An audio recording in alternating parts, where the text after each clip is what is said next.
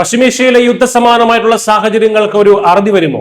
ലോകം ഉറ്റുനോക്കുന്ന ഹോർമൂസ് കടലിടുക്ക് വീണ്ടും തുറക്കാൻ ഇറാൻ തയ്യാറെടുക്കുന്നു. എന്നാൽ വെറുതെയല്ല, അമേരിക്കയ്ക്ക് മുന്നിൽ കൃത്യമായിട്ടുള്ള ചില നിബന്ധനകൾ വെച്ചുകൊണ്ടാണ് ഇറാന്റെ ഈ പുതിയ നീക്കം. ഈ നയതന്ത്ര കളിയിൽ ആര് ജയിക്കും എന്നാണ് ലോകം ഇപ്പോൾ ചോദിക്കുന്നത്. അമേരിക്കയുമായുള്ള സംഘർഷം അവസാനിപ്പിക്കുന്നതിന്റെ ഭാഗമായി ഒരു ധാരണാപത്രത്തിന്റെ കരട് തയ്യാറാക്കിയതായി ഇറാന്റെ ഔദ്യോഗിക ടെലിവിഷൻ റിപ്പോർട്ട് ചെയ്തു.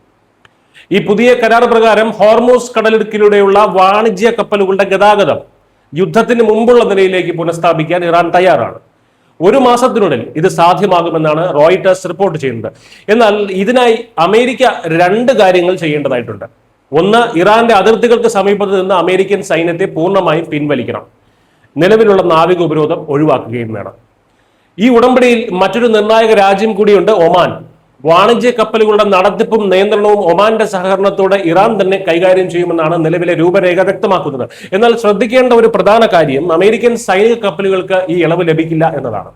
സൈനിക കപ്പലുകളെ നിലവിൽ ഈ മാറ്റങ്ങളിൽ നിന്ന് ഒഴിവാക്കിയിട്ടുണ്ട്. ഹോർമൂസ് കടലിടുക്ക് ലോകത്തിലെ ഏറ്റവും പ്രധാനപ്പെട്ട വാണിജ്യ ഇന്ധന പാതകളിൽ ഒന്നാണെന്ന് നമുക്കറിയാമല്ലോ. ഈ സാഹചര്യത്തിൽ വാക്കാലുള്ള ഉറപ്പുകൾ പോരാ എന്നാണ് ഇറാന്റെ നിലപാട്. അമേരിക്ക അവരുടെ സൈന്യത്തെ പിൻവലിച്ചു എന്നതിന് വ്യക്തമായിട്ടുള്ള ഉറപ്പോ തെളിവോ ലഭിക്കാതെ ഈ അനൗപചാരിക ചട്ടക്കൂടിന് അന്തിമ രൂപം നൽകാനോ ഈ ദിശയിൽ യാതൊരു നടപടിയും സ്വീകരിക്കാനോ ഇറാൻ തയ്യാറല്ല എന്ന റിപ്പോർട്ട് വ്യക്തമാക്കുന്നു.